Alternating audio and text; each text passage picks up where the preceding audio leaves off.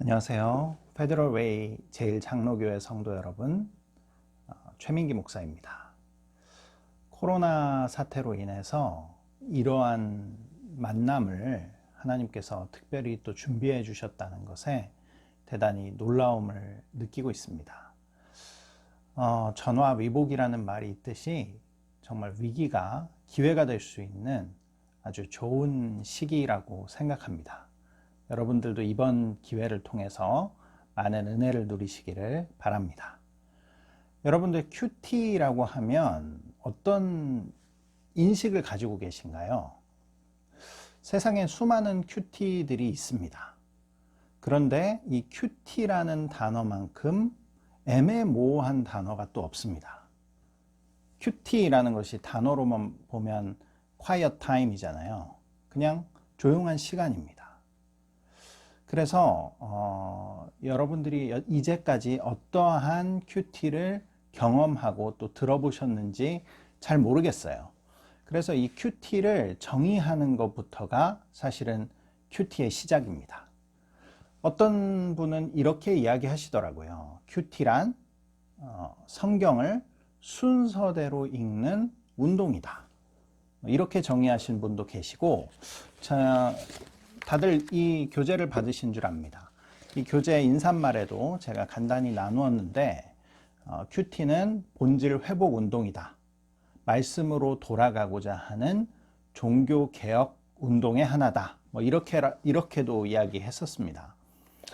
그러면 이제 큐티라는 것이 그냥 새벽에 묵상 또는 성경을 읽는 것, 이런 것으로도 정의할 수 있지만, 우리가 앞으로 하게 될 이 큐티가 무엇인가부터 간단하게 정의를 하는 것으로 우리가 시작을 하는 것이 좋을 것 같아요.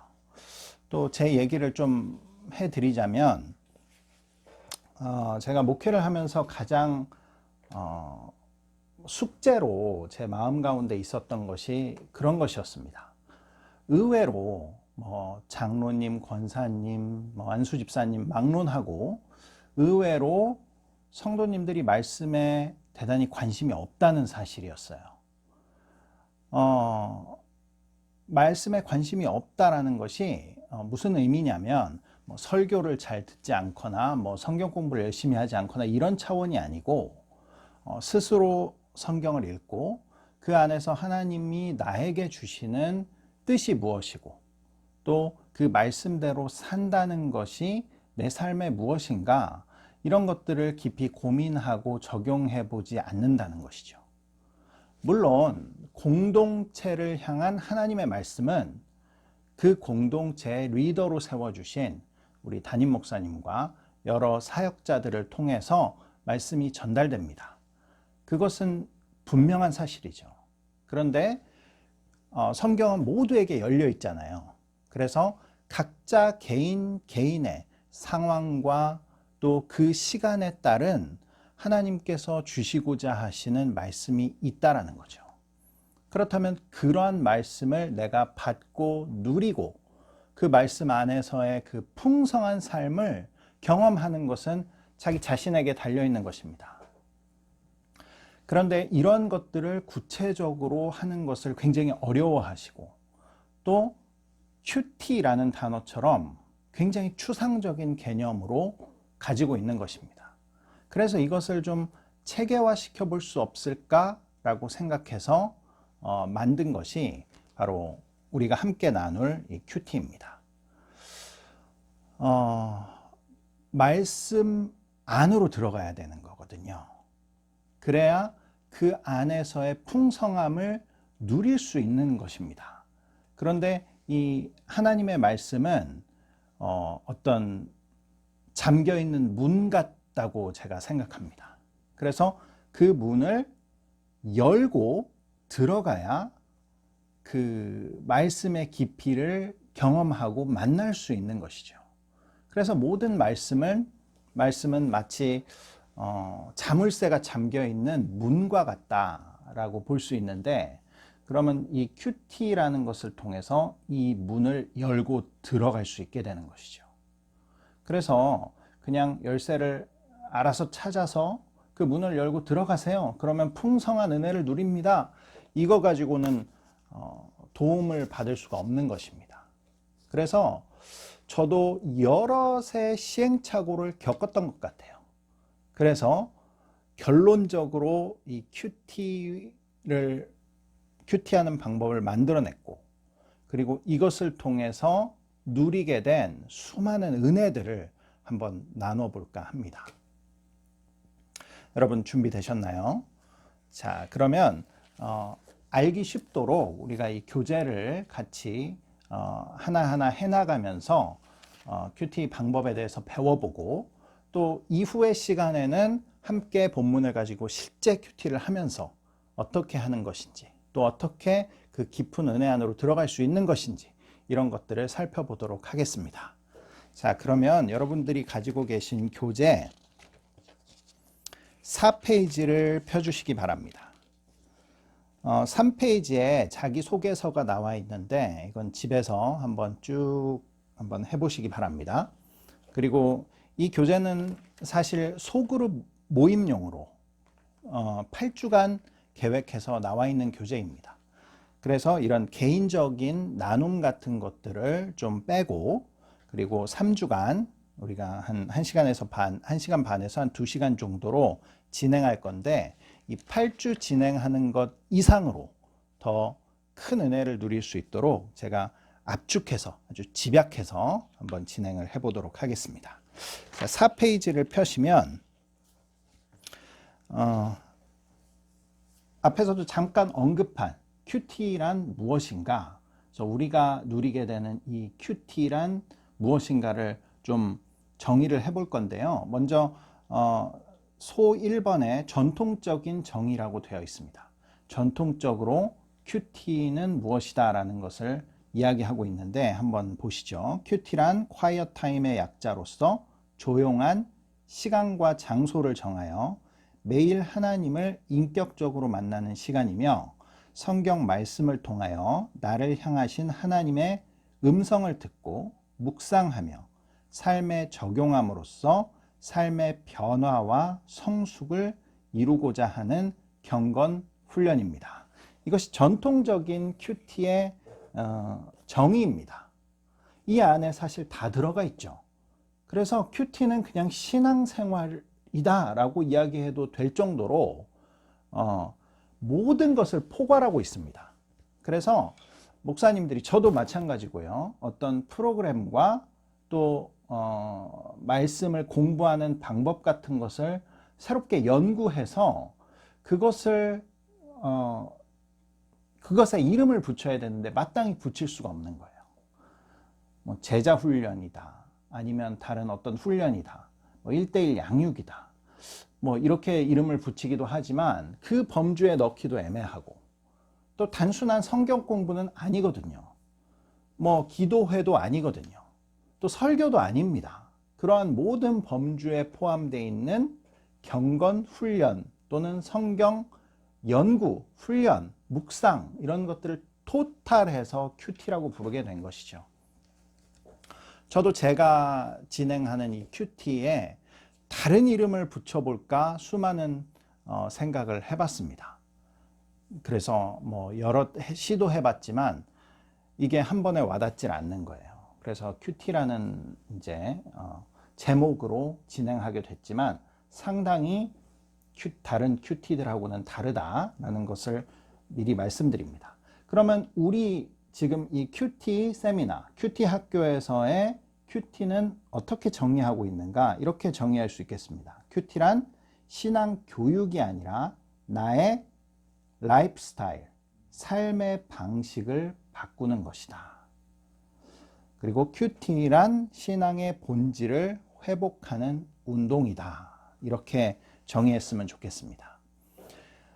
말씀이 꿀송이처럼 달다고 했잖아요. 그리고 우리 발걸음을 비춰주는 등불이라고 하지 않았습니까? 그런데 이것을 꿀송이처럼 달고 정말 등불처럼 환한 이것을 경험하게 만들어주는 것이죠. 그래서 신앙 본질을 회복하는 운동이다. 그런 것들을 경험하는 사람들이 점점점 늘어나게 되면 신앙의 본질을 회복하게 되겠죠. 그래서 제2의 종교개혁의 운동이다. 말씀으로 돌아가고자 하는 운동이다. 이렇게 이야기하고 있는 것입니다. 자, 2번으로 한번 가볼까요? 큐티의 유익 나와 있습니다. 큐티를 하면 무엇이 좋은가? 실제적으로. 자, 1번 나를 향한 하나님의 마음과 뜻을 분별하게 된다. 그렇죠. 우리가 말씀을 통해서 나를 향한 하나님의 마음을 이해하게 되면 하나님이 왜 이러한 상황, 이러한 조건, 이러한 사람들을 만나게 하셨는지 이해하게 되죠. 그리고 그 안에서 분별이 일어나게 되는 것입니다. 두 번째로 말씀을 통해 주님과 동행, 인격적인 교제하는 법을 배운다. 하나님과 교제하십시오. 소통하십시오. 어떻게? 말씀을 통해서, 이 큐티를 통해서 하나님과 교제하는 방법을 알게 될 것입니다. 기대가 되시죠? 자, 세 번째, 세상에서 겪게 되는 고난과 핍박을 이길 힘을 공급받게 된다. 고난이 때로는 아픔이기도 하지만 유익이 됩니다. 고난이 악이 아니라 약이다 라는 책도 나왔더라고요. 고난을 어떻게 이해하고 받아들이는지. 우리가 알면 이길 수 있지만 알지 못하면 넘어질 수밖에 없게 되는 것이죠. 세 번째로 일상에서 구체적인 하나님의 인도하심을 받는다. 우리가 하나님의 뜻을 분별하는 데에는 여러 가지 방법이 있습니다. 신학적으로 결국 하나님은 좋으신 분이기 때문에 우리가 선한 쪽을 선택해야 된다라는 것은 굉장히 큰 범주에서의 일이죠. 하지만 우리가 구체적인 삶의 정황을 만났을 때 선과 악의 문제가 아니라 우리가 어떠한 선택을 해야 할 때, 두 선택이 굉장히 애매모호할 때, 이럴 때 큐티는 우리가 어떤 것이 하나님의 뜻에 더 가까운지를 분명히 알 수 있게 해주는 것이죠. 네 번째로 영적인 치유와 성장이 동시에 일어난다. 치유와 성장이 동시에 발생되는 것이 바로 큐티의 유익입니다. 다섯 번째, 수동적이고 의존적인 신앙생활이 능동적이고 적극적인 모습으로 변화되게 된다. 수동적이고 의존적인 신앙생활이라는 것은 그렇습니다. 사실 사역자에게 의존하는 신앙생활이라고 할 수 있죠. 분명히 의존해야 합니다. 하지만 내가 자립적으로 하나님 앞에 서야 할 부분도 있는 것이죠. 우리는 결국 각자가 하나님 앞에 서게 될 것입니다. 그때 목사님 뒤에 숨어 있을 수 없는 것이죠. 남편 뒤에 숨어 있을 수 없는 것입니다. 아내 뒤에 숨어 있을 수 없는 것이죠. 자녀들도 마찬가지입니다. 우리는 결국에 하나님 앞에 단독적으로 대면하게 되는 것이죠. 바로 그것을 우리는 준비해야 하는 것입니다. 여섯 번째, 오지에서도 성경 하나로 풍성한 삶을 살 수 있다는 영적 자신감을 얻게 된다. 목회자와 교회의 의존적인 신앙생활을 하는 것으로 인생을 마감할 수도 있습니다. 하지만 하나님께서 우리 각 사람에게 또 특별한 사명을 주실 수도 있는 것이죠. 평범한 성도로 신앙생활을 하다가 선교사로 부름받을 수도 있는 것입니다. 또 교회를 개척하게 될 수도 있는 것이죠. 또 여러 가지 상황들을 만날 수 있는 것입니다. 직장에서 우리 크리스찬 모임을 인도하게 될 수도 있는 것이고, 자녀들에게 성경을 가르쳐야 하는 위치에 반드시 놓이게 될 수도 있는 것이죠. 이 코로나 사태가 어쩌면 우리 스스로 각자 자립적으로 성경을 가르치고 또 내 스스로 성경을 이해하고 깨닫고 이러한 일들을 하나님께서 요구하고 있는지 모릅니다. 바로 우리의 삶의 현장이 영적 오지가 되어가고 있지 않습니까? 이제는 아이들도 주일 학교에 보낼 수 없습니다. 부모의 역할이 굉장히 커진 것이죠. 또 나에게 하나님께서 맡겨주신 양들을 책임져야 할 그러한 위치가 우리는 이제 된 것입니다. 이것을 제가 작성했을 때만 하더라도 이 오지에 나간다라는 것은 상당히 선교사님이나 특별한 사명을 받은 사람들을 포커스 했었죠. 하지만 지금은 우리 모두에게 해당되는 것입니다. 그런데 그러한 상황에 놓였을 때 내가 영적 자신감을 가지고 내가 가르칠 수 있다. 내가 기도하고 큐티하여 하나님의 온전한 뜻을 분별하고 오늘 이 상황에서 주신 하나님의 목적을 분명히 분별하고 전할 수 있다. 가르칠 수 있다. 이러한 자신감이 지금 2021년에는 더욱 우리에게 필요한 것이 아닌가 생각합니다. 마지막으로 자녀들을 하나님의 백성으로 키워낼 실력을 갖추게 된다. 자, 그러면 이제 큐티 어떻게 할 것인가?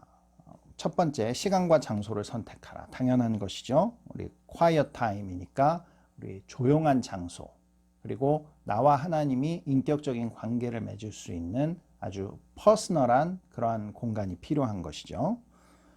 준비하라. 준비물이 필요합니다. 성경이 필요합니다. 그리고 메모할 수 있는 펜과 필기 도구들이 필요하겠죠. 큐티할 수 있는 노트가 필요합니다. 그리고 우리는 현재 이 큐티 책이 필요합니다. 세 번째, 기도하라. 큐티 전에 반드시 기도하라는 말씀입니다. 이 밑에 여호수아 1장 8절, 시편 1장 2절, 시편 119편 105절 등등의 본문들이 나옵니다. 이러한 본문들을 전부 다 기록해 두시고요. 제가 숙제로 내드리겠습니다. 전부 기록해 두시고 큐티를 시작하기 전 기도할 때마다 이 말씀을 읽고 그리고 큐티 전에 기도하는 습관을 들이시기 바랍니다. 네 번째로 큐티하기. 이건 차후에 설명하고요. 그 다음에 큐티가 끝난 이후에도 반드시 기도를 해야 합니다. 이것이 이제 큐티 본문 인용이라고 되어 있는데 이 말씀으로 기도하기. 그러니까 우리가 말씀을 충분히 묵상하고 큐티한 이후에 기도는 어떻게 해야 하나? 그 큐티했던 말씀을 인용해서 기도해야 하는 것입니다. 그래서 말씀으로 기도하기. 그 다음에 실천하라. 큐티의 성패는 삶에서 결정된다라고 되어 있죠. 내 삶에 적용하고 실천하는 것입니다. 적용한 부분을 완전히 다 실천할 수 없을 수도 있죠. 하지만 실천하려고 노력하고 그 가운데서 실천한 부분도 있고 실천하지 못한 부분도 있을 수 있습니다. 이러한 것들 전체를 다 실천해야 한다는 것이죠. 자, 그리고 마지막으로 간증하라. 이제 공동체에서 아니면 큐티 모임에서 간증을 함으로 인해서 이러한 운동들이 퍼져나가게 될 것입니다. 자, 큐티의 5가지 핵심 요소 이렇게 나와 있습니다. 이것은 제가 조금 설명해 드리겠습니다. 초반에 설명했듯이 이 큐티는 말씀 안으로 들어가는 것입니다. 그 안에서 정말 풍성한 우리가 그냥 흘러나오는 물을 마시는 것이 아니라 큐티의 말씀의 문을 열고 그 안으로 들어가면 정말 우리의 온 몸이 잠길 만한 거기서 헤엄칠 만한 은혜가 있는 것이죠. 그런데 그 문을 열고 들어가야 한다고 했습니다. 그 문을 열고 들어가는 방법을 체계적으로 정리한 것이 큐티입니다. 자, 여러분들 성경을 읽으면 어떻습니까? 한번 읽으면 100% 이해가 되시나요? 대부분의 본문들은 이해가 되기가 어려운 구조로 되어 있습니다. 한글로 되어 있고 또 내가 충분히 이해할 수 있는 언어로 되어 있지만 이것을 한번 읽는다고 해서 바로 이해되고 그걸 통해서 말씀하시려는 하나님의 뜻이 분명하게 보이기는 쉽지 않은 것이죠. 그러면 어떻게 이 말씀의 문을 열고 들어가야 하는가? 그것이 지금 큐티의 5가지 핵심 요소입니다. 첫 번째가 이미지 리딩입니다. 자, 리딩을 하는 데는 방법이 있습니다. 우리가 여러 가지 글을 읽죠. 신문을 읽을 수도 있고 뭐 잡지나 소설책이나 아니면 논문을 읽을 수도 있습니다. 때로는 길거리에서 나눠주는 전단지를 받아서 읽기도 하죠. 아니면 정말 사랑하는 사람이 보낸 편지를 읽는 것도 전부 다 읽는 것입니다. 그렇죠. 하지만 어떻게 읽을 것인가 라는 것은 전부 다 다릅니다. 연애 편지를 읽는 것과 길에서 나누어준 전단지를 읽는 것은 읽는 자세, 마음가짐 다 다르죠. 그럼 어떻게 성경은 읽어야 우리가 그 말씀 안으로 들어갈 수 있을 것인가? 바로 이미지 리딩을 통해서 읽어야 한다는 것입니다. 이제 이미지 리딩이 무엇인지 구체적으로 뒤에 가서 설명을 드릴 것입니다. 자, 일단 리딩을 해야 하는데 리딩은 이미지 리딩을 해야 한다. 그리고 이미지 리딩을 한 다음에는 본문을 스토리텔링 하는 것입니다. 이 스토리텔링 하는 방법도 뒤에 다 설명해 드릴 것입니다. 다시 한번 성경은 이미지 리딩으로 읽어야 한다. 두 번째, 그 성경 말씀의 본문을 스토리텔링 해야 한다. 세 번째는 묵상이라고 되어 있습니다. 묵상. 이것도 묵상도 굉장히 애매한 단어죠. 묵상도 여러 가지 본문을 묵상하는 방법들이 있습니다. 하지만 가장 쉬운 것은 본문에 질문을 던지고 그것에 대한 대답을 본문에서 찾는 것입니다. 이것이 가장 쉬운 방법이죠. 그래서 이 큐티 저희 세미나에서는 이 방법으로 해보겠습니다. 본문에 질문을 던진다. 그런데 이 본문에 질문을 던진다는 것을 오해하시는 경우가 있습니다. 질문이 되는 것에 질문을 던지는 것입니다. 예를 들어서 우리가 진리의 질문을 던지는 것이 아니에요. 예수님께서는 하나님의 아들이십니다. 이러한 본문에는 질문을 던질 이유도 없고 필요도 없습니다. 왜 예수님이 하나님의 아들이신가? 이런 질문이 아닌 것이죠. 그렇다면 어떤 질문을 어떤 본문에 던져야 하는가라는 것도 굉장히 중요하게 되는 것이죠.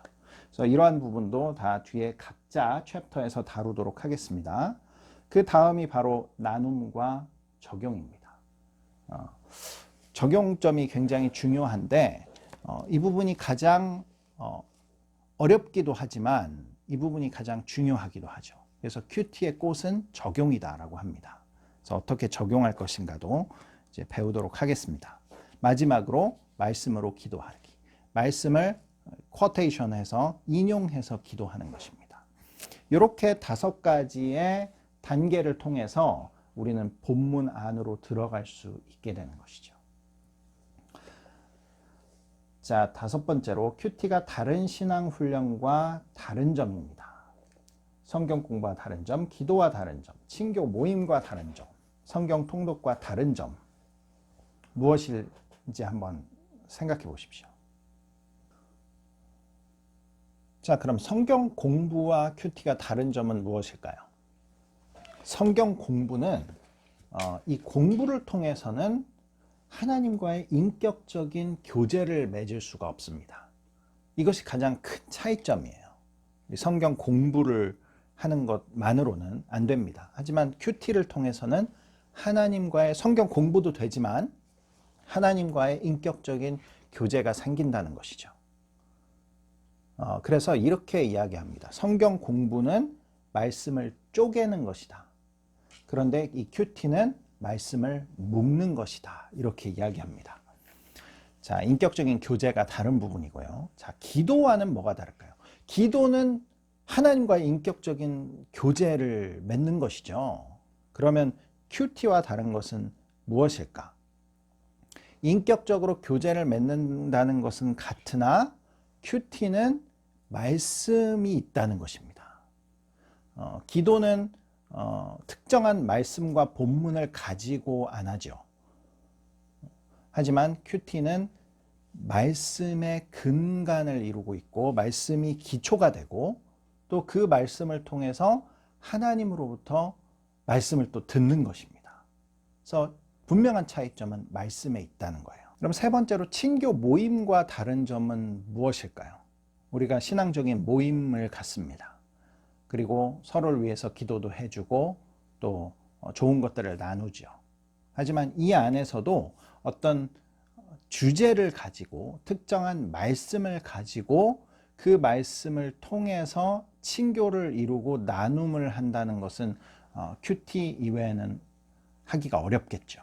그래서 이 친교 모임과 다른 점은 큐티도 모임을 해서 함께 하는 것이 중요합니다. 그래서 공동체적으로 나눔을 하고 또 적용을 하고 또 간증을 하는 것이 되게 중요한데, 결정적인 차이는 본문의 말씀, 공통적으로 주어지는 말씀이 있다는 것이죠. 그것이 다릅니다. 성경 통독과 다른 점은 무엇인가? 성경 통독도 예를 들어서 한 어떤 공동체에서 성경 통독을 합니다. 그러면 하루에 읽어야 할 본문이 있죠. 그리고 서로 그걸 통해서 이제 나눔도 합니다. 그러면 이것은 또 큐티랑 어떻게 다른가? 이제 결정적으로 다른 것은 큐티는 단순히 읽는 것이 아닙니다. 그 읽는 것이 아니라 그 본문 속에서 하나님의 세밀한 음성을 듣는 것이죠. 그래서 그 음성을 듣는 것으로 끝나지 않고 내 삶에 적용하는 것까지 나아간다는 것. 이것이 가장 큰 차이점이라고 할 수 있겠습니다. 자, 그러면 저희가 이 성경 큐티의 5가지를 살펴봤죠. 한번 기억을 한번 해보실까요? 첫 번째 무엇이었습니까? 이미지 리딩, 성경을 이미지 리딩 하는 거. 두 번째 스토리텔링입니다. 그리고 세 번째 묵상이죠. 묵상은 질문으로 한다 했습니다. 그 다음에 나눔과 적용, 마지막으로 말씀을 인용하여 기도하기, 말씀으로 기도하기. 이렇게 5가지 단계로 되어 있습니다. 자, 그러면 오늘은 제일 먼저 이미지 리딩을 어떻게 하는지, 그 다음에 스토리텔링을 어떻게 하는지 한번 살펴보도록 하겠습니다. 자, 여러분들 본문 페이지 10페이지를 펴주시면 됩니다. 10페이지. 10페이지에 큐티와 이미지 리딩 되어 있습니다. 우리 읽는 것만으로도 이 이미지 리딩이 무엇인지 잘 정리되어 있습니다. 저랑 같이 한번 보겠습니다. 1번 큐티에서 리딩.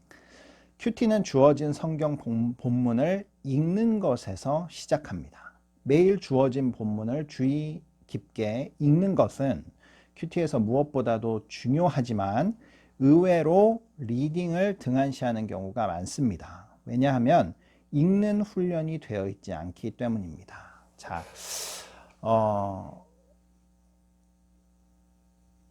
큐티뿐만이 아니라 저는 예배에서도 가장 중요한 순서는 성경 봉독이라고 생각합니다. 그런데 의외로 우리 찬양은 열정적으로 하고 또 목사님 설교도 굉장히 집중해서 들으려고 노력합니다. 그런데 의외로 성경 봉독을 할 때 마음이 풀어지는 경우가 많더라고요. 그 긴장이 풀어진다고 해야 하나요? 사실 가장 집중해서 우리가 하나님께 드려야 할 부분이 성경 봉독이죠. 성경을 읽는 것입니다. 그래서 성경만 잘 읽어도 반은 성공한 거다, 이러한 이야기를 하죠. 목회자가 설교를 준비할 때도 가장 중요한 것은 성경을 읽는 것입니다. 읽어도 하나님의 뜻을 모를 때 어떻게 하나요? 제가 이렇게 한번 그 선배 목사님께 여쭤본 적이 있어요. 제가 굉장히 존경하고 이분의 말씀의 깊이와 말씀의 은혜가 너무 커서 배워보고 싶어서 한번 여쭤봤습니다. 어떻게 성경 본문을 통해서 그러한 하나님의 메시지를 담아낼 수 있습니까? 항상 그렇게 되는 것은 아닐 수 있잖아요. 그래서 그런 은혜가 안 느껴질 때, 그럴 때는 어떻게 합니까? 여쭤봤더니 수십 번, 수백 번을 읽는다고 하시더라고요. 그러니까 사실 제일 시작 단계이기도 하지만 제일 비밀이 숨겨 있는 것이 바로 이 리딩입니다. 리딩을 어떻게 하는 것이 중요한가. 그런데 여러 가지 저도 리딩을 해봤고 또 본문을 수없이 많이 읽어도 보았지만 이것이 방법이라는 것이 있더라고요. 그냥 무작정 많이 읽는다고 되지 않는 경우가 있습니다. 모르는 것은 100번을 읽어도 모를 수밖에 없는 것들이 있죠. 그러면 이 효과적으로 리딩할 수 있는 방법, 정말 그 큐티에서의 핵심적 리딩이 무엇인가? 그것이 2번 이미지 리딩입니다. 우리에게 매일 주어지는 성경 본문은 하나님이 나에게 주시는 특별한 말씀입니다. 그래서 본문을 읽을 때는 다른 글, 신문, 잡지 등을 읽는 것과는 근본적으로 달라야 합니다. 정독은 물론이고 경건하고 거룩한 마음으로 경청하며 읽어야 합니다. 즉 단순히 읽는 것에 그치는 것이 아니라 읽지만 하나님의 말씀을 듣는 전인격적인 리딩 방법이어야 합니다. 다양한 독서의 방법이 있지만 우리 큐티 학교, 큐티 세미나에서는 이미지 리딩의 방법을 사용합니다. 자, 1번, 소제목 1번입니다. 이미지 리딩이란 무엇인가? 이미지 리딩은 본문을 그림을 그리듯이 읽는 것입니다. 마치 영화 감독이 된 것처럼 머릿속 장면 하나하나를 각인해 보는 것입니다. 이미지 리딩은 문자에 갇혀 있는 말씀을 살아 움직이는 실제로 바꾸는 과정을 말합니다. 이미지 리딩에는 여러 가지 방법이 있지만 제한된 시간에 가장 큰 효과를 거두기 위해서 내 마음의 한 구절 찾기, 제목 정하기, 문단 나누기, 등장인물 찾기, 장소 알아차리기, 사건 개요 작성하기 등의 과정을 거치게 됩니다. 굉장히 거창하게 쓰여 있는 것 같지만요, 간단합니다. 본문을 살아있는 연극을 보듯이 읽는다는 것이죠. 그래서 여기 내 마음의 한 구절 찾기, 제목 정하기, 문단 나누기, 등장인물 찾기, 장소 알아차리기, 사건 개요 작성하기, 이걸 전부 다 해야 되는 것은 아닙니다. 몇 개만 할 수도 있고요. 심지어 한 개만 하고도 그 말씀의 핵심으로 바로 들어가게 되는 경우도 있습니다. 그래서 어쨌든 이미지 리딩, 영화, 연극처럼 본문을 본다라는 것을 핵심적으로 붙잡고 가시면 되겠습니다. 소제목 2번입니다. 내 마음의 한 구절 찾기. 이미지 리딩의 첫 번째 단계는 모든 생각과 관심을 집중하여 눈으로 본문을 보고 입으로 소리내어 읽으며 귀로는 듣고 마음으로는 그 뜻을 새기며 전인격적으로 본문 말씀을 읽는 것입니다. 이렇게 본문을 읽는 이유는 본문을 통해 하나님이 내게 주시는 아버지의 마음을 발견하기 위함입니다. 본문을 두세 차례 읽은 뒤 잠시 묵상의 시간을 갖고 주어진 본문에서 특별히 오늘 또 나에게 의미 있게 다가오는 한 구절을 먼저 찾는 것입니다. 그리고 그 구절을 다시 두세 차례 읽어봅니다. 내가 찾은 본문이 마음에 와닿는다면 그것을 내 마음의 한 구절로 정합니다. 큐티는 보통 어떤 일정 양의 본문이라는 것이 주어집니다. 그 안에서 가장 내 마음에 울림이 오는 한 구절을 먼저 찾는 것이죠. 보통 이 구절을 통해서 묵상 질문을 하기도 합니다. 하지만 다를 수도 있죠. 그래서 그걸 가장 먼저 정합니다. 그리고 이 내 마음의 한 구절 속에서 제목을 정하기도 해요. 그래서 다음 세 번째가 바로 제목 정하기입니다. 마음에 와닿는 한 구절을 찾았다면 이제 본문 전체의 제목을 정하여 봅니다. 제목은 전체 문맥을 담을 수 있는 단어나 문장 또는 열쇠가 될 만한 문장이나 단어들로 정하는 것이 좋습니다. 가능하면 본문에 나오는 단어를 사용하여 조합한 한 절에서 5어절 정도가 적당합니다. 그러니까 큐티 본문에 나만의 제목을 정하는데 너무 길지 않게 한 어절에서 5어절 사이로 이렇게 제목을 정해보는 겁니다. 단 본문을 읽으면서 깨달은 점, 구호 결론, 적용 등은 가급적 피하도록 합니다 라고 되어 있습니다. 그래서 제목을 정하실 때 이제 뒤에서 또 살펴볼 겁니다. 그래서 뭐뭐 하자 또는 뭐 고난은 축복이다 뭐 이런 식의 제목은 안 좋다는 것이죠. 그 다음에 적용점 자체를 제목으로 정하는 것도 좋지 않습니다. 뭐 친구를 사랑하자, 뭐 이웃에게 오늘 한 가지를 나누자, 뭐 이런 것들은 큐티 제목으로 적합치 않습니다.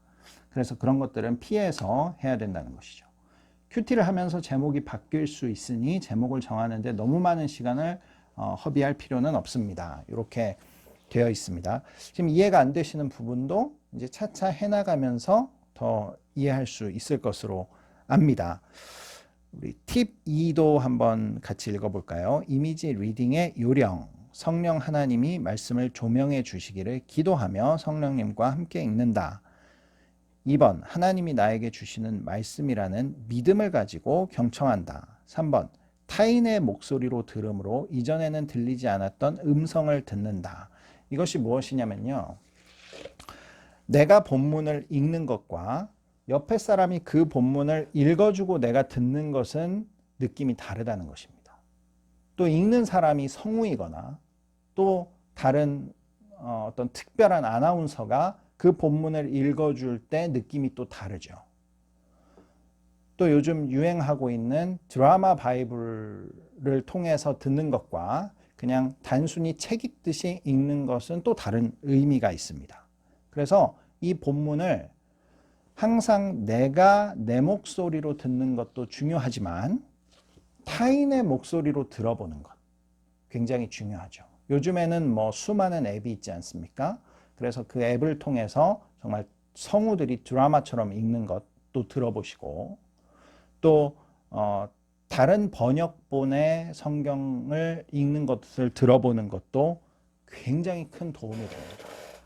내가 미처 발견하지 못했던, 내가 미처 생각하지 못했던 하나님의 음성이 타인의 목소리를 통해서 들어올 수 있다는 것이죠.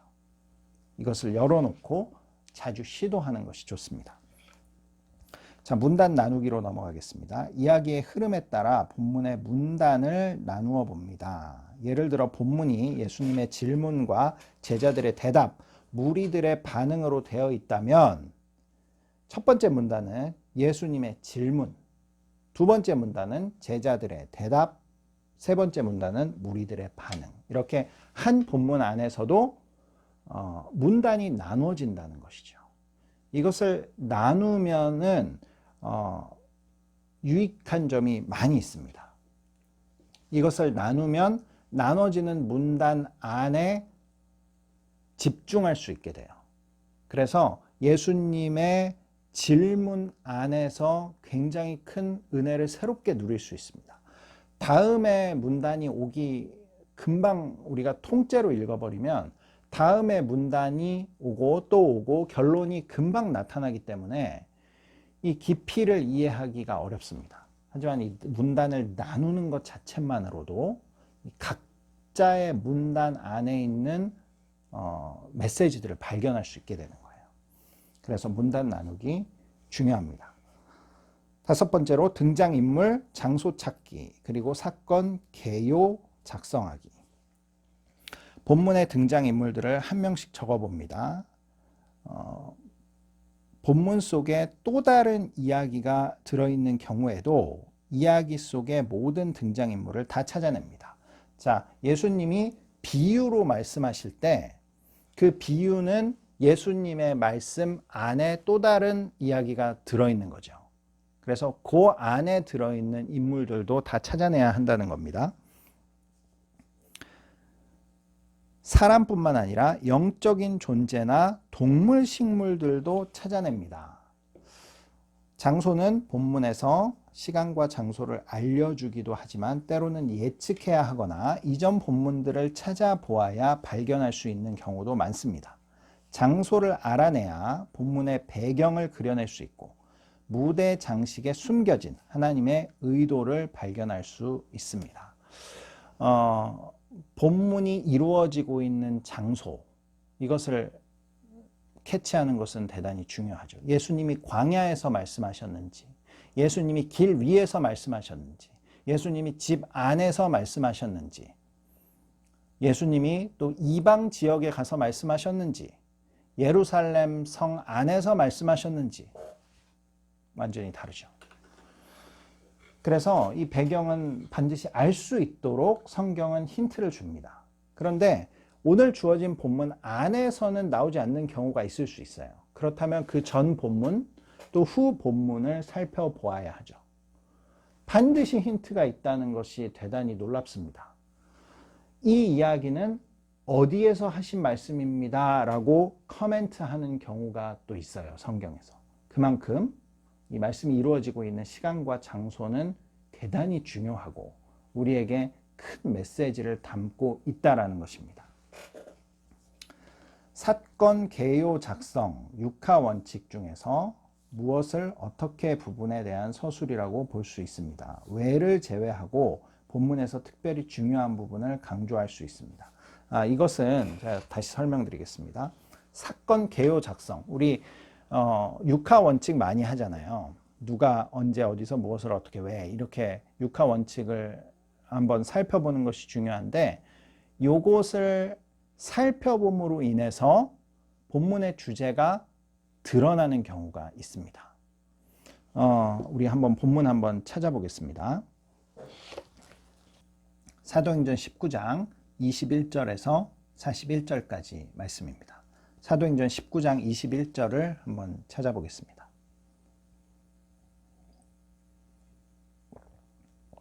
제가 먼저 읽고 다음 절은 여러분들이 읽고 하면서 우리 지금까지 배운 것을 한번 적용해 보죠. 본문에 등장하는 인물들의 동그라미를 쳐보십시오. 그리고 문단을 한번 나눠보세요. 여기까지. 그리고 다음 문단 여기까지. 다음 문단 여기까지. 이 두 가지만 한번 해보겠습니다. 등장인물의 동그라미 그리고 문단이 나눠질 때마다 이렇게 크게 밑줄을 그으면 되겠어요. 이 일이 있은 후에 바울이 마게도냐와 아가야를 거쳐 예루살렘에 가기로 작정하여 이르되 내가 거기 갔다가 후에 로마도 보아야 하리라. 자기를 돕는 사람 중에서 디모데와 에라스도 두 사람을 마게도냐로 보내고 자기는 아시아에 얼마 동안 더 있으니라. 그때쯤 되어 이 도로 말미암아 적지 않은 소동이 있었으니 즉 데메드리우라 하는 어떤 은장색이 은으로 아데미의 신상 모형을 만들어 직공들에게 적지 않은 벌이를 하게 하더니 그가 그 직공들과 그러한 영업하는 자들을 모아 이르되 여러분도 알거니와 우리의 풍족한 생활이 이 생업에 있는데 이 바울이 에베소뿐 아니라 거의 전 아시아를 통하여 수많은 사람을 권유하여 말하되 사람의 손으로 만든 것들은 신이 아니라 하니 이는 그대들도 보고 들은 것이라. 우리의 이 영업이 천하여질 위험이 있을 뿐 아니라 큰 여신 아데미의 신전도 무시당하게 되고 온 아시아와 천하가 위하는 그의 위엄도 떨어질까 하노라. 그들이 이 말을 듣고 분노가 가득하여 외쳐 이르되 에베소 사람의 아데미야! 온 시내가 요란하여 바울과 같이 다니는 마게도냐 사람 가이오와 아리스다고를 붙들어 일제히 연극장으로 달려 들어가는지라.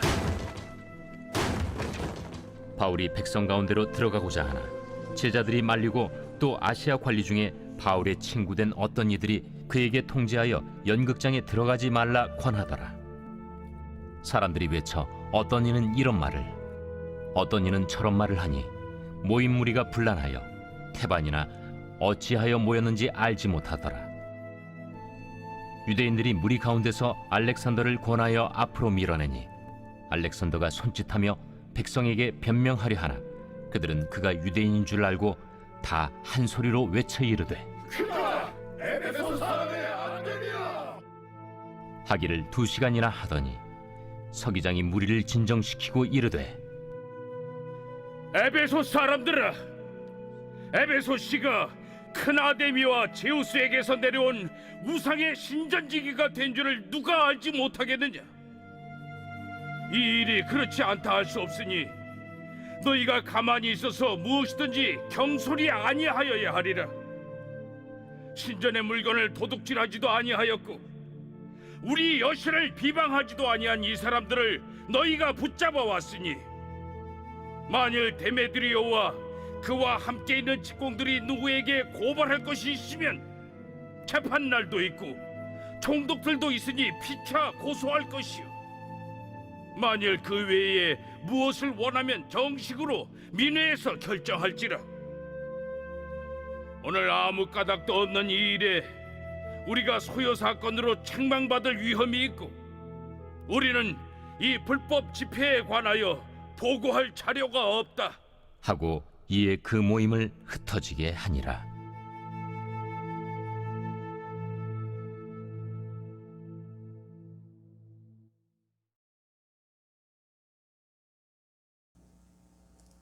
자, 여러분들 한번 해보셨나요? 해본 것을 한번 함께 보겠습니다. 자, 21절의 등장인물 바울이죠. 그리고 22절에 디모데, 에라스도, 그리고 24절에 데메드리오, 그리고 아데미라는 우상도 나옵니다. 25절에 직공들, 26절에 바울이 또 나오고요. 수많은 사람들이 나옵니다. 그리고 신이 나오죠. 27절에 아데미가 또 나옵니다. 28절에 에베소 사람이라고 나오고 아데미도 나오죠. 그리고 또 바울도 나오고 마케도니아 사람 가이오, 아리스다고, 30절에 백성, 제자들 나옵니다. 31절에 바울의 친구도 나오고요. 32절에 사람들, 그 다음에 무리, 33절에 알렉산더, 34절에 유대인, 35절에 서기장, 또 아데미, 제우스가 나옵니다. 그 다음에 우상 나오고요. 36절, 37절에 여신, 사람들, 38절에 데메드리오, 직공들, 총독들 이렇게 나오죠. 39절에 없고요. 40절에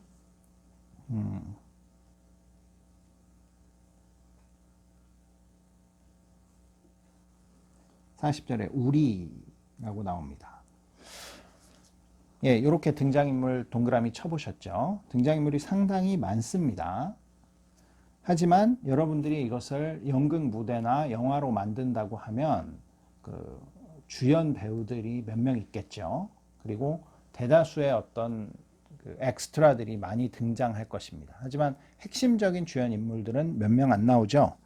자, 그 다음에 이제 문단을 한번 나눠보셨나요? 아주 간단합니다. 사실 21절부터 22절 이거 두 개를 한 문단으로 엮을 수 있는데요. 바울이 로마도 보아야 하겠다라는 새로운 사명을 받고 아시아에 머무는 그것을 한 문단으로 보고요. 다음 문단은 23절부터 27절까지로 나눌 수 있겠습니다. 이 소요 사태, 소동이 일어나게 된 계기를 이야기하고 있죠. 28절부터 34절까지는 소동의 내용이 나옵니다. 어떤 소동을 일으켰는지. 그리고 35절에서 41절까지는 이 소동이 진정되게 된 이유에 대해서 나오고 있고요. 마지막으로 20장 1절에 이 소요 사태가 끝난 이후 바울의 행동으로 이렇게 기록되어 있습니다. 자, 그러면 이 사건, 그 에베소시에서 있었던 이 소요 사건, 이 사건을 육하 원칙에 따라서 정리를 딱 해보면 이 분명한 키가 나옵니다. 한번 볼까요? 자, 누가 이 소요 사태를 일으켰습니까? 데메드리오라는 우리 은장색이었죠.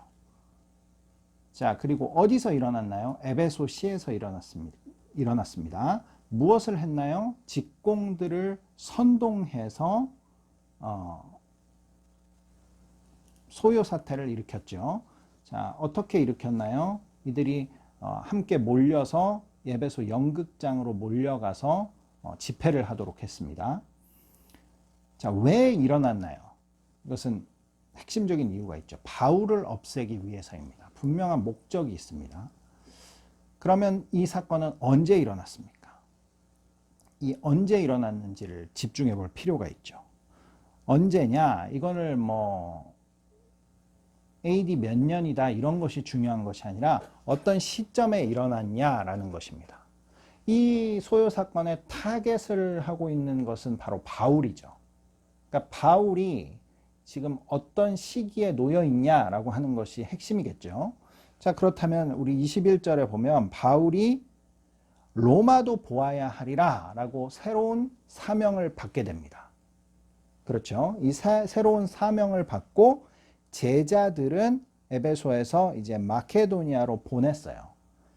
그런데 자기는 아시아에 얼마 동안 더 있으니라. 자기는 이 에베소에 남아 있었습니다.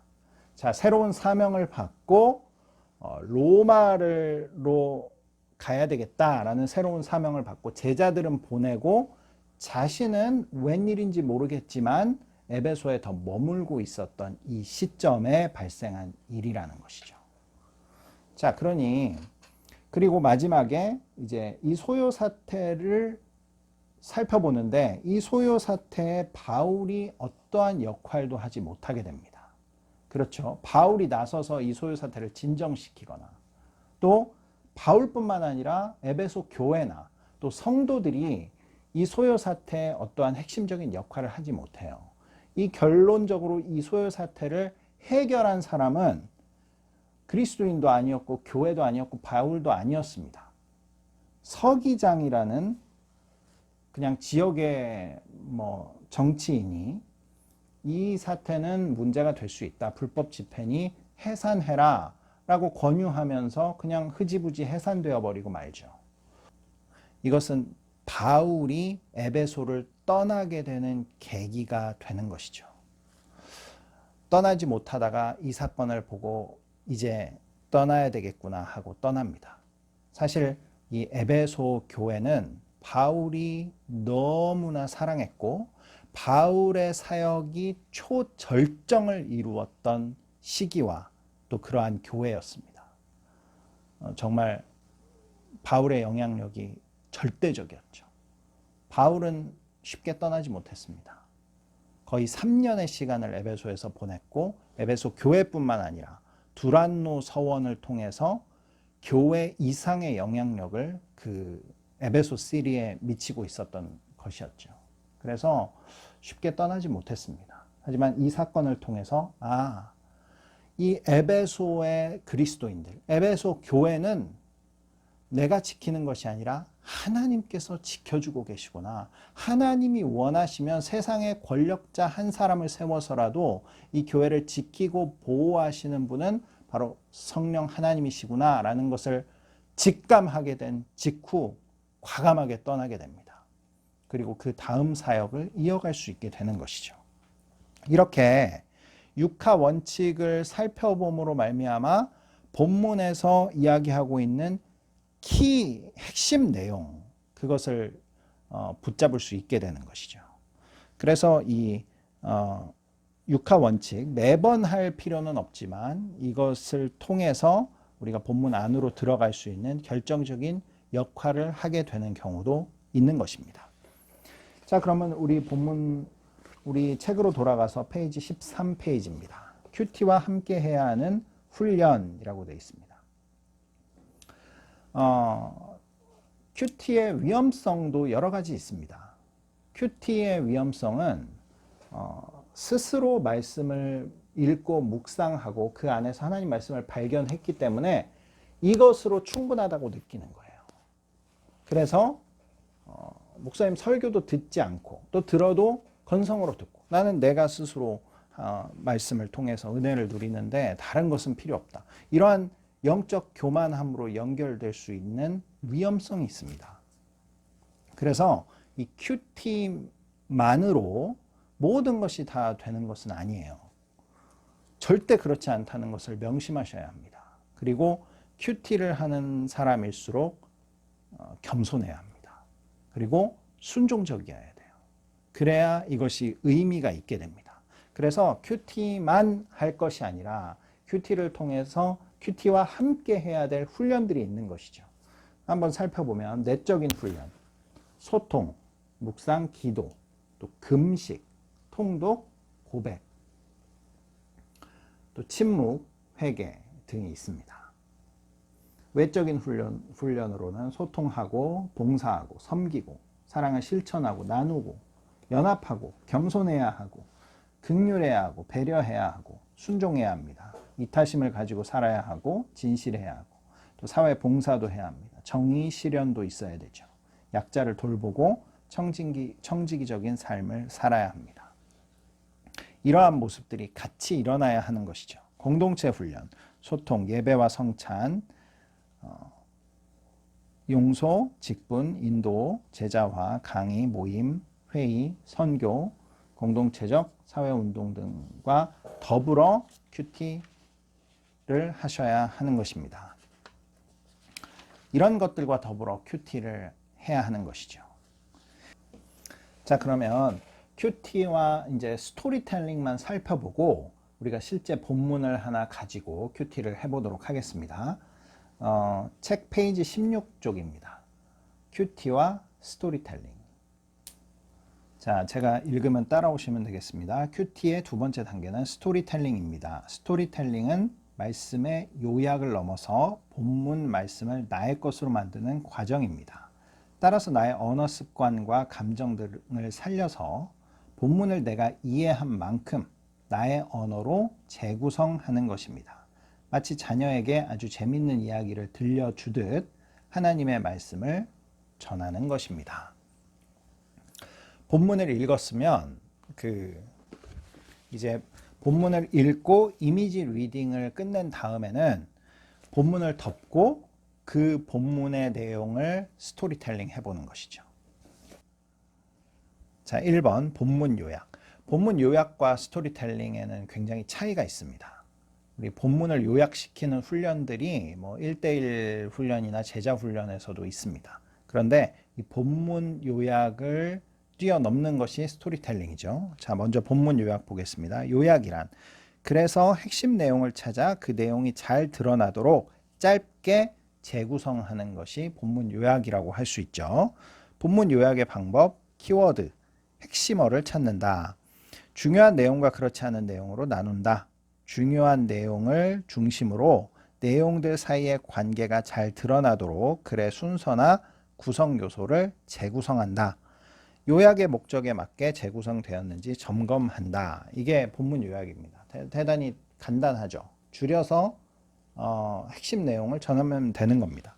그럼 스토리텔링은 무엇인가? 자, 1번 스토리텔링이란 무엇인가? 상대방에게 알리고자 하는 바를 재미있고 생생한 이야기로 설득력 있게 전달하는 행동이다. 그러니까 문체도 바꿔야 하고요. 그리고 직접 내가 이야기해 주듯이 이야기해야 하는 거니까 단순한 본문 요약하고는 좀 차이가 있습니다. 두 번째로 스토리텔링으로 본문을 재구성하는 이유는 뭐냐? 왜 있는 본문을 이미지 리딩한 후에 내 언어로 다른 사람에게 전달하듯 스토리텔링 해야 하는가라는 것이죠. 자, 스스로 본문을 완전히 이해하고 소화하기 위해서 한다. 자, 이것은 뭐 굉장히 쉬운 내용이기도 한데 들었다고 이해하는 것은 아니죠. 아이들도 공부할 때 그렇습니다. 내가 풀 수 있다고 완전히 이해한 건 아닙니다. 다른 누군가에게 어떠한 개념을 설명할 때, 또 다른 누군가에게 전달해 줄 수 있는 능력이 됐을 때 그것은 완전히 이제 자기께 됐다, 소화됐다라고 이야기하는 것이죠. 그래서 스스로 본문을 완전히 이해하고 소화하기 위해서 이 스토리텔링을 하는 것입니다. 논리적인 설득보다 마음을 움직이는 힘이 강력한 것이 바로 스토리텔링이죠. 스토리텔링은 정보를 단순히 전달하는 것이 아니라 내용을 쉽게 이해시키고 기억하게 하며 정서적 몰입과 공감을 이끌어낸다. 또 스토리텔링은 할머니와 할아버지가 들려주시던 동화처럼 각인 효과가 뛰어나기 때문에 우리는 스토리텔링을 한다는 겁니다. 청중의 귀를 사로잡고 삶에 자연스럽게 녹아들기 때문에 스토리텔링을 하는 겁니다. 하나님의 뜻을 재미있고 널리 전파하기 위해 예수님께서 스토리텔러이셨기 때문에 우리도 본문을 스토리텔링 한다라는 겁니다. 자, 그럼 스토리텔링 방법은 무엇이 있을까요? 첫 번째, 본문을 여러 차례 읽고 머릿속으로 전체 내용을 그려본다. 이것은 이미지 리딩을 이야기하는 것이죠. 또 등장인물과 사건, 장소, 시간, 배경 등의 관계를 매핑, 또 지도화 또는 도식화한다. 서술할 내용의 흐름을 정한다. 네 번째로, 모든 내용을 다 이야기하려 하지 말고 핵심 내용에 집중한다. 살려야 할 중요한 내용과 뺄 내용을 결정한다. 그러니까 이 스토리텔링은 누가 이야기하냐에 따라서 그 핵심 포인트도 달라질 수 있고, 어떤 내용에는 들어가 있는 게 있을 수도 있고, 어떤 내용에는 또 어떤 빠져 있는 게 있을 수 있는 겁니다. 우리 마태, 마가, 누가복음이 그런 것이죠. 그 저자의 관점에 따라서 그 스토리의 핵심 내용이 달라지는 것이죠. 그래서 마태복음에는 있지만 마가복음에는 없는 같은 스토리인데도 그런 부분이 있을 수 있는 것입니다. 다섯 번째로, 핵심 내용들이 잘 드러나도록 본문을 재구성한다. 본문은 인물, 시간적, 공간적 배경, 사건 등을 중심으로 구어체로 기록한다. 우리 스토리텔링 해줄 때 문어체로 말하지 않지 않습니까? 그래서 구어체로 기록한다 라고 하는 것이죠. 자, 스토리텔링 시 유의할 사항도 있습니다. 첫 번째, 없는 내용을 상상해서 만들어내지 않는다. 스토리텔링을 한다고 해서 이 본문에 있는 내용에 없는 내용을 추가하는 경우가 있어요. 말을 부드럽게 하기 위해서, 또는 내 생각이 반영돼서 본문에는 없지만 그럴 것 같아 라고 하는 것을 반영해서 스토리텔링 하는 경우가 있습니다. 이런 경우는 굉장히 조심해야 되죠. 두 번째, 사건이나 인물을 확대 또는 축소 해석하지 않는다. 살짝 부상을 입었는데 거의 죽어간다, 이렇게 이야기하면 안 된다는 것이죠. 가급적 본문에서 사용한 단어를 그대로 사용한다. 우리 본문에서 어떤 집이라고 했으면 그 집을 지칭하는 다른 단어들보다는 딱 그 집이라는 단어를 사용해야 좋다는 것이죠. 자신의 글 쓰는 스타일을 살려서 쓴다. 내용을 장황하게 늘어놓지 말고 핵심 사건들을 짚어가듯이 쓴다. 중복되는 내용이나 단어들은 과감히 뺀다. 내용을 효율적으로 전달하되 짧을수록 좋다. 이렇게 했습니다. 팁 3번은 나중에 읽어보시기 바랍니다. 자, 일단 스토리텔링까지 본문의 내용을 한번 살펴보았는데요. 그럼 우리가 이제 실제로 본문을 가지고 큐티를 한번 진행해 보도록 하겠습니다. 예, 우리가 함께 큐티 해볼 본문은요, 요한복음 5장 1절에서 18절까지 말씀입니다. 이 본문을 들으시면서 우리가 배운 대로 내 마음의 한 구절 찾기, 그 다음에 등장인물에 동그라미 해주시고요. 그리고 제목도 정해주시고 문단도 한번 나눠줘 보시기 바랍니다. 그럼 한번 함께 들어보겠습니다. 제5장. 그 후에 유대인의 명절이 되어 예수께서 예루살렘에 올라가시니라. 예루살렘에 있는 양문 곁에 히브리 말로 베데스다라 하는 못이 있는데 거기 행각 5이 있고 그 안에 많은 병자, 맹인, 다리 저는 사람, 혈기 마른 사람들이 누워 물의 움직임을 기다리니 이는 천사가 가끔 못에 내려와 물을 움직이게 하는데 움직인 후에 먼저 들어가는 자는 어떤 병에 걸렸든지 낫게 됨이라. 거기 38해 된 병자가 있더라. 예수께서 그 누운 것을 보시고 병이 벌써 오래된 줄 아시고 네가 낫고자 하느냐? 주여, 물이 움직일 때에 나를 못에 넣어주는 사람이 없어 내가 가는 동안에 다른 사람이 먼저 내려가나이다. 일어나 네 자리를 들고 걸어가라. 그 사람이 곧 나아서 자리를 들고 걸어가니라. 이날은 안식일이니 유대인들이 병 나은 사람에게 안식일인데 내가 자리를 들고 가는 것이 옳지 아니하니라. 나를 낫게 한 그가 자리를 들고 걸어가라 하더라. 너에게 자리를 들고 걸어가라 한 사람이 누구냐? 고침을 받은 사람은 그가 누구인지 알지 못하니 이는 거기 사람이 많으므로 예수께서 이미 피하셨습니다. 그 후에 예수께서 성전에서 그 사람을 만나 이르시되 보라, 네가 나았으니 더 심한 것이 생기지 않게 다시는 죄를 범하지 말라. 그 사람이 유대인들에게 가서 자기를 고친 이는 예수라 하니라. 그러므로 안식일에 이러한 일을 행하신다 하여 유대인들이 예수를 박해하게 된지라. 예수께서 그들에게 이르시되 내 아버지께서 이제까지 일하시니 나도 일한다. 유대인들이 이로 말미암아 더욱 예수를 죽이고자 하니 이는 안식일을 범할 뿐만 아니라 하나님을 자기의 친아버지라 하여 자기를 하나님과 동등으로 삼으심이라. 예, 본문을 읽으셨는데 본문에서 내 마음의 한 구절 찾기 한번 해보셨나요? 저는 17절 예수님께서 그들에게 이르시되 내 아버지께서 이제까지 일하시니 나도 일한다. 이 본문으로 뽑았습니다. 이 내 마음의 한 구절 찾기는 본문을 읽을 때마다 바뀔 수 있고요. 그때마다 가장 마음에 감동을 주시는 본문으로 하시면 됩니다. 자, 제목은 어떻게 해보셨나요? 제목은 저는 예수님께서 하신 그 질문, 내가 낫고자 하느냐, 이 질문을 제목으로 정했습니다. 제목은 큐티를 다 하시고 이후에 바꾸실 수 있으니 일단 가 제목으로 정해 놓으시면 되겠습니다. 자, 그럼 등장인물은 다 찾으셨나요? 같이 한번 살펴보겠습니다. 자, 5장 1절에 유대인, 그리고 예수, 3절에 많은 병자, 맹인, 다리 저는 사람, 혈기 마른 사람, 그리고 4절에 천사, 5절에 38회 된 병자가 나오고요. 그리고 이 뒤로는 쭉 중복해서 이제 나오고 있습니다. 자, 10절에 유대인들이라고 나옵니다. 자, 그리고 또 몇 절에 있나요? 또 17절에 아버지, 18절에 하나님, 친아버지 이렇게 나옵니다. 자, 다 체크해 놓으셨죠? 그리고 문단은 나눠 보셨나요? 문단도 어렵지 않게 나눌 수 있습니다.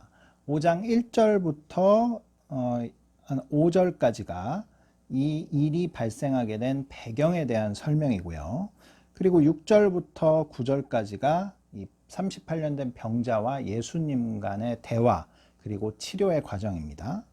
그리고 10절부터 13절까지가 그것을 본 유대인들의 반응, 또 14절부터 15절은 성전에서 병자와 병이 걸렸다 나은 사람과 예수님과의 대화, 그리고 나머지 16, 17, 18절은 예수님의 대답과 유대인들의 반응으로 되어 있습니다. 자, 그럼 이제 스토리텔링으로 들어가 보겠습니다. 자, 스토리텔링은 이 머릿속에 들어온 이 전체 본문을 내가 자녀나 또 친구들이나 또 주변에 있는 사람들에게 이야기하듯이 전해주는 것입니다. 자, 오늘은 제가 한 걸로 한번 스토리텔링을 해보겠습니다. 자, 명절이 되어서 예수님께서는 예루살렘으로 올라가셨습니다. 그런데 예루살렘 성 옆에는 베데스다라는 연못이 있었죠. 그 연못에는 수많은 병자들이 모여 있었습니다. 왜 그랬을까요? 물이 움직일 때 그 연못에 가장 먼저 들어가는 사람은 어떤 병이 걸렸든지 다 낫는다는 믿음을 가지고 있었기 때문이죠. 예수님께서는 그 가운데에서 정말 병이 가장 오래된 38년 된 병자를 보셨습니다. 그리고 그에게 묻습니다. 내가 낫고자 하느냐? 그랬더니 이 병자가 이렇게 대답하죠. 나를 물이 움직일 때 연못에 넣어주는 사람이 없어서 내가 지금까지 낫지 못하고 있다고 이야기합니다. 예수님께서는 일어나서 내 자리를 들고 가라고 말씀하시죠. 그러자 그 병자가 즉시 병이 나아서 자신의 자리를 들고 그 자리에서 나가게 됩니다. 그런데 이러한 놀라운 광경을 보고도 유대인들은 그 사람이 안식일인데 짐을 들고 걸어가고 있다. 너는 안식일을 어기고 있다. 라면서 나무라게 됩니다. 그리고 그 일을 시키는 예수님도 미워하게 되죠.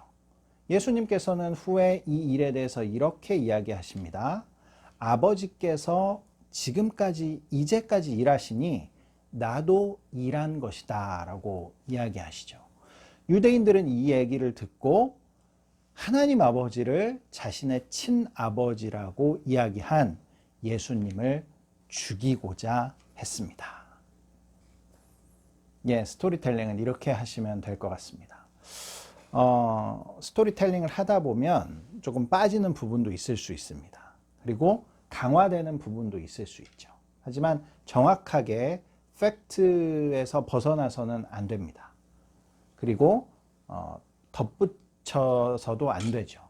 그래서 스토리텔링은 이렇게 편안하게 자녀에게, 친구에게 이야기해 주듯이 이렇게 진행하시면 되겠습니다.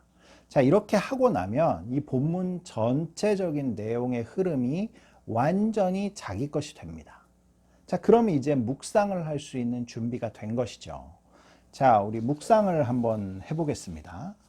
자, 묵상은 본문의 질문을 하는 것으로 우리가 묵상을 한다고 했는데, 아주 쉬운 것은 그냥 평서문으로 된 문장을 의문문으로 바꿔주면 되는 것입니다.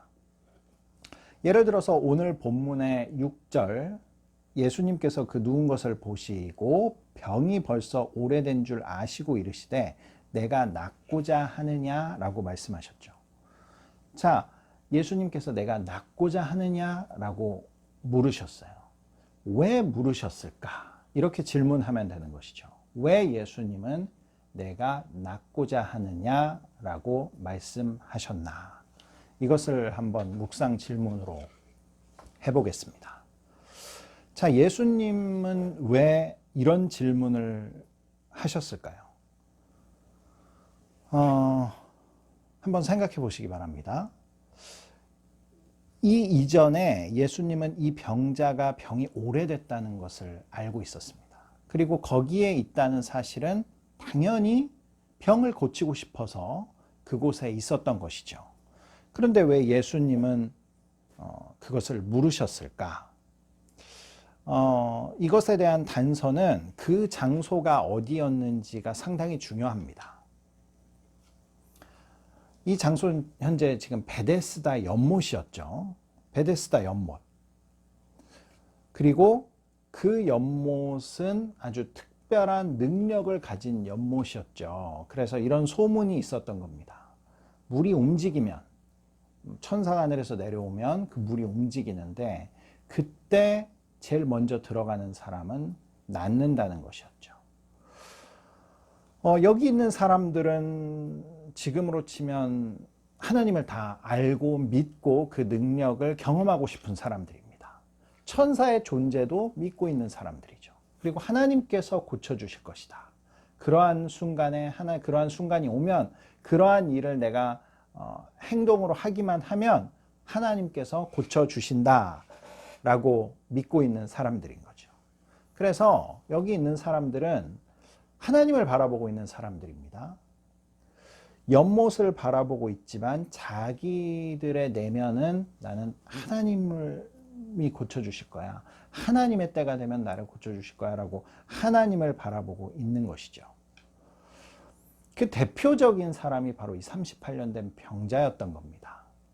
그래서 이 병자 또한 계속해서 연못을 바라보고 있었던 거죠. 그런데 예수님의 질문에 대한 이 사람의 대답을 보면 뭔가 이상합니다. 신앙적인 대답이 아니라는 것을 알고 있어요. 자, 예수님께서 그래서 내가 낫고자 하느냐라고 질문하셨을 때 이 사람의 대답이 무엇입니까? 나를 물에 넣어주는 사람이 없어서, 그 사람이 없어서 나는 낫고 있지 못합니다. 이렇게 대답하는 거죠. 결국에 이 사람의 신앙의 본질이 드러나게 되는 겁니다. 예수님의 이 질문으로 인해서 이 사람의 신앙의 본질을 자기 입으로 이야기하게 되는 거죠. 무엇입니까? 나를 도와줄 사람이 없기 때문에 나는 낫지 못하고 있다라고 이야기하는 것이죠. 한마디로 이런 겁니다. 하나님만 바라봅니다. 하나님이 고쳐주실 걸 믿습니다 라고 하면서 실제 시선은 사람을 바라보고 있는 것입니다. 연못을 바라보고 있는 것이죠. 하나님을 의지합니다. 하나님을 믿습니다 하면서 은근히 사람의 도움을 기다리고 있었다는 얘기입니다. 자, 그렇다면 예수님의 이 질문에 대한 대답은 무엇이라고 하면 좋을까요? 왜 예수님은 내가 낫고자 하느냐 물었나? 그러면 이 답을 우리 이러한 충분한 의미를 담아서 한번 대답해 보시기 바랍니다. 이 질문을 하신 목적, 그것은 이 병자의 신앙의 본질을 드러내시려고 그러신 것이죠. 사실 이 38년 된 병자만 그런 것이 아니라 거기 모여서 연못을 바라보고 있는 사람들의 신앙의 본질이 무엇인지를 이 질문 하나로 전부 다 드러내신 겁니다. 자, 그러면 묵상을 하셨습니다. 자, 이 묵상을 토대로 곧바로 나눔과 적용을 한번 해보죠. 이 말씀을 통해서 우리에게도 예수님은 묻고 계십니다. 네가 낫고자 하느냐? 우리에게 병이 있든 없든 어떤 고민거리가 있든 없든지 간에 예수님은 우리에게 지금 질문하시죠. 내가 낫고자 하느냐? 우리가 가지고 있는 고민과 걱정과 근심과 또 많은 고통들 가운데 우리는 하나님만 의지합니다. 하나님을 바라봅니다. 라면서 신앙생활 하고 있죠. 하지만 정말 네 마음의 깊은 곳에 사람을 은근히 의지하고 있는 부분은 없는지를 묻고 계신 것입니다. 자, 그래서 지금 우리의 신앙의 본질은 무엇인가? 정말 하나님을 바라보고 있는가? 아니면 은근히 사람의 도움을 기다리고 있는가? 이것을 돌아봐야 하는 것이죠. 물론 사람을 통해서 하나님이 역사하십니다. 하지만 내 마음의 본질, 본심이 어디 있는지, 어디를 향하고 있는지, 하나님을 향하고 있는지, 연못을 향하고 있는지, 사람을 향하고 있는지, 이것을 묻고 계신 것이죠. 여러분들은 어떻습니까? 고통과 고난 가운데, 어려운 풀지 못하는 문제들 가운데 정말 하나님만 의지하시나요? 아니면 은근히 사람의 도움을 바라고 또 그렇게 말하고 다니시나요? 이것을 나눔과 적용으로 해볼 수 있겠습니다. 자, 그러면 우리 또 묵상을 한 가지 더 해보죠.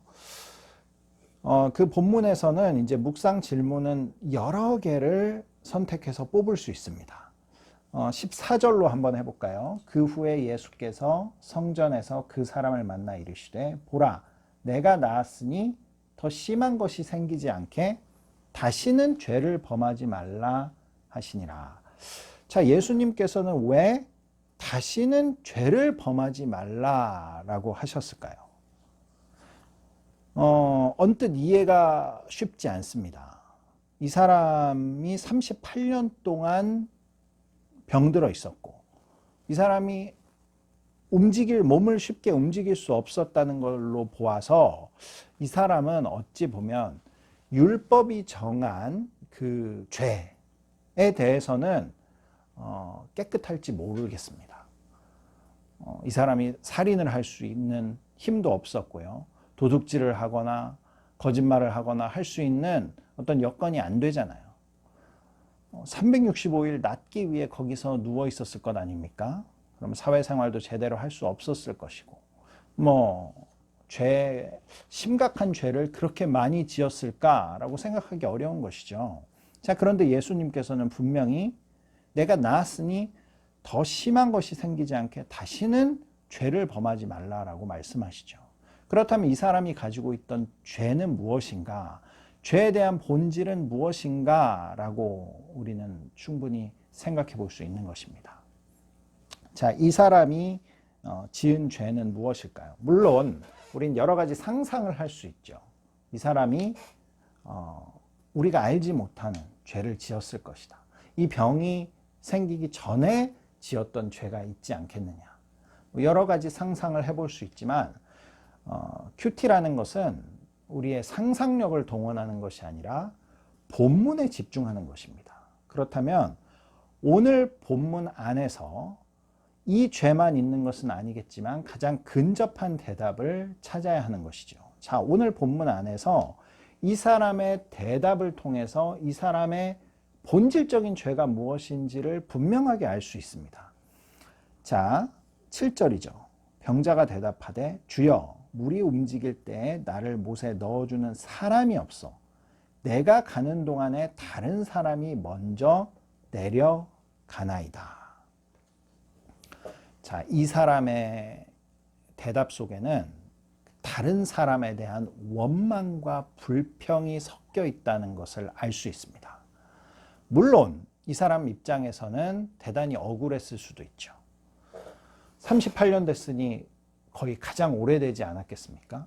그리고 정말 그 물이 움직일 때 들어가서 병이 나았다면 이 사람은 기다린 순서로 본다면 가장 먼저 들어갔어야 했죠. 이미 병이 나았어야 합니다.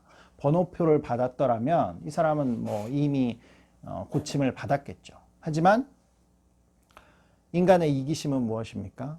아무리 심한 병이 걸린 사람이 있다 하더라도 나의 병 고침이 중요한 것이죠.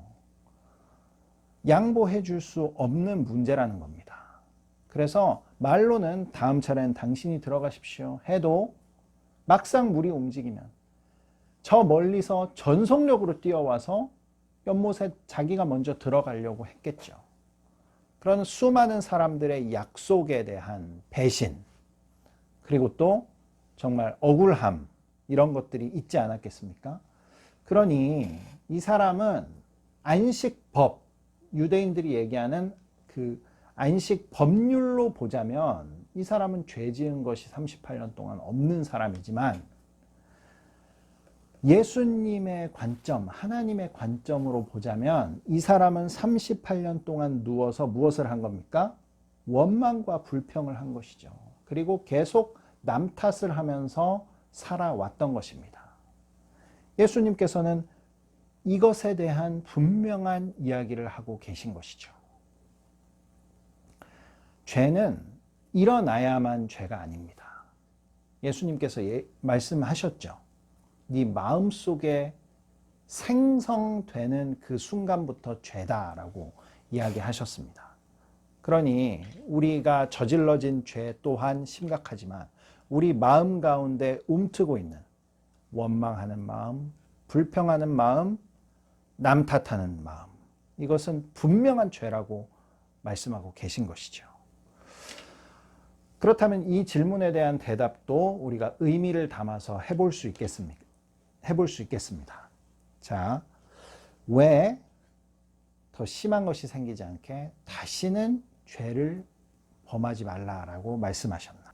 그것은 우리가 죄에 대한 본질을 깨닫게 하시기 위한 것이죠. 우리 마음 가운데 숨은 죄를 드러내시기 위한 것입니다. 이것도 우리가 나눔과 적용을 할 수 있습니다. 우리가 항상 마음속에 남 탓하고 있는 일은 무엇인가 생각할 수 있죠. 38년 동안 남 탓해온 일이 있을 수 있습니다. 내가 저 인간 때문에 이렇게 살고 있다. 그런 일이 있을 수 있죠.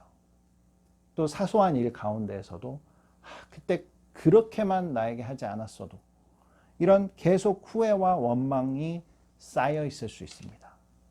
주님께서 은혜를 주셨다면 그 마음들을 털어내야 하는 것이죠. 또 한 가지 우리 묵상을 한번 해볼까요? 예수님께서 이제 마지막 부분에 이렇게 말씀하시죠. 내 아버지께서 이제까지 일하시니 나도 일한다. 왜 예수님은 아버지께서 이제까지 일하시니 나도 일한다고 말씀하셨나? 이것은 분명히 본문을 통해서 안식일에 이런 일을 했다, 안식일에 병자를 고쳤다라고 하는 것에 대한 예수님의 대답입니다. 그렇다면 여기서 내 아버지께서 이제까지 일하셨다라고 하는 부분은 분명하죠. 아버지가 하나님이라고 또 해석해 주지 않았습니까? 그러니까 하나님께서는 이제까지 안식일에도 계속 일하고 계신 것이죠. 하나님께서는 일을 쉰 적이 없으십니다. 안식일이라고 쉬고 안식일이 아니라고 쉬지 않고 한 적이 없으셨죠.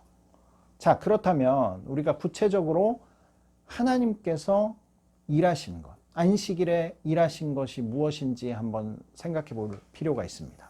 하나님께서는 분명히 안식일에도 일하시나요? 그 증거가 무엇입니까?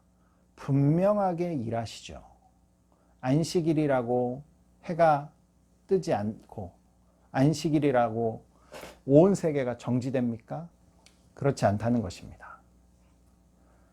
안식일이라고 아이가 태어나지 않나요? 잉태되는 일이 없나요? 그렇지 않죠. 하나님께서는 안식일에도 일하고 계신 것이 분명합니다. 그렇다면 예수님께서도 안식일이라고 하나님께서 하신 긍휼을 베푸시고 사랑을 베푸시고 구원하시고 회복시키시고 능력을 주시고 이러한 일들을 안식일이라고 쉬는 것이 아니신 거지요. 그래서 이 병자를 고쳐주신 것처럼 안식일에도 하나님께서는 일하시고 예수님께서는 우리에게 은혜를 주시는 것입니다. 자, 그렇다면 이것에 대한 대답을 어떻게 할 수 있을까요? 왜 예수님께서는 내 아버지께서 일하시니 나도 일한다 라고 대답하셨나? 자, 유대인들의 반응을 보면 알 수 있습니다. 유대인들은 예수님께서 일한다 라고 한 것으로 한 이야기를 듣고 예수님을 죽이기로 작정합니다. 자, 예수님께서 안식일에 병자를 고쳤습니다. 나쁜 일을 하셨나요? 이건 정말 객관적으로 정말 너무나 악한 일을 하셨습니까? 그렇지 않죠. 예수님이 하신 일은 선한 일 뿐입니다. 하지만 선한 일을 하는 것을 보고도 자기 기준에 맞지 않는다고 살인을 하겠다라는 마음을 품고 있는 이 유대인들. 이들은 안식일을 철저하게 지켰죠. 자기는 정말 하나님의 말씀을 잘 지키며 사는 사람들이라고 자부하고 있던 사람들입니다. 자, 그런데 마음에 품는 것은 무엇입니까? 살인하려는 마음을 품는 거죠. 마음에 품고 마음에 그러한 생각이 시작되는 것이 죄의 시작이라고 하셨는데 이들은 예수님을 죽이기로 합니다. 바로 이 유대인들의 신앙의 본질을 드러내시기 위해 말씀하신 것이죠. 이들의 신앙은 정말 껍데기뿐인 알맹인 아무것도 없는 그러한 신앙인이다라는 것을 드러내고 계신 것입니다. 우리가 예배도 잘 드리고 하나님의 말씀 안에서 살려고 노력한다고 하더라도 우리 마음속에 누군가를 살인하고 누군가를 미워하고 누군가에게 원망과 불평 또 누군가 남 탓을 하는 마음을 계속 품는다면 그것은 신앙의 본질이 잘못됐다라고 이야기하고 계신 것이죠. 그것은 유대인 같은 신앙이다 라고 꼬집고 계신 것입니다. 자, 우리는 이제 말씀을 나눴습니다. 그리고 적용점으로 내 안에 있는 신앙의 본질이 무엇인지, 내가 남 탓하면서 살고 있는 일이 무엇인지, 버리지 못하고 있는 그러한 것이 무엇인지를 우리 각자 생각해 보아야 합니다. 그래서 우리 소그룹에서 나눔을 하고 또 간증을 하고 또 함으로 인해서 이 나눔과 이 간증들이 점점 더 퍼져나가서 정말 하나님 뜻대로 사는 정말 큐티하는 많은 분들이 생겨나기를 주님의 이름으로 축복합니다. 자, 이제 말씀으로 기도하기 하고 오늘 강의는 여기서 마치도록 하겠습니다. 자, 기도하겠습니다. 주님, 오늘 내가 낫고자 하느냐라는 이 말씀의 메시지가 우리 마음 가운데 울리고 있습니다. 주님, 우리가 정말 주님만 바라봅니다. 이 코로나19 시대에도 우리가 주님만 바라봅니다. 우리가 주님만 의지합니다 라고 하면서 은근히 사람의 도움, 사람의 소식, 사람의 움직임을 정말 기대하고 바라고 있었던 건 아닌지 주님 다시 한번 우리의 신앙을 점검하며 돌아보기를 원합니다. 정말 주님의 은혜로 낫고 싶습니다. 정말 주님만이 치료자요, 회복자요, 구원자이심을 다시 한번 외치는 시간이 되고 싶습니다. 내가 낫고자 하느냐라는 질문에 바른 대답을 할 수 있는 우리 모두가 될 수 있도록 주님 도와주시옵소서. 죄의 본질이 무엇인지 보았습니다. 다시는 죄를 짓지 말라. 다시는 정말 누워서 남 탓하며 우리가 행동뿐만 아니라 우리의 심령에, 우리의 마음에 죄가 싹트고 움트지 못하도록 주님 우리의 심령을 붙잡아 주시고 우리의 마음의 억울함과 남 탓하는 모든 일들 주님 버리기 원합니다. 하나님 주님 안에서 우연히 일어난 일은 없기에 주님 안에서 말씀으로 해결함을 받고 말씀으로 깨끗함을 받아 주님 앞에 거룩한 자로 서는 우리 모두가 되기를 원하오니 주께서 함께하여 주시옵소서. 주님은 안식일이나 어느 날에도 주님 쉬지 않고 일하셨습니다. 주님 본받기 원합니다. 선을 행하고 복음을 전하고 주님의 뜻대로 사는 것에는 멈춤이 있을 수 없음을 압니다. 우리가 위선적이고 외식하는 신앙인 되지 않도록 주님 붙잡아 주시고 주님 우리 마음 가운데 사랑과 평화와 예수님 닮은 생각과 모든 것들이 임할 수 있도록 이 시간 함께하여 주시옵소서.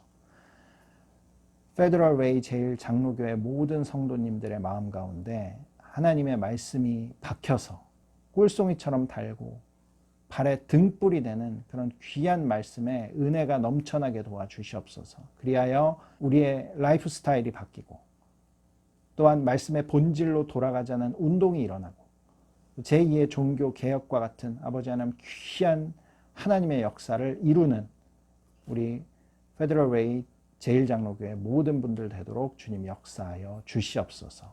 감사드립니다. 예수님의 이름으로 기도합니다. 아멘. 예, 끝난 줄 아셨죠? 한 가지 남았습니다. 자, 다음 주 숙제가 있습니다.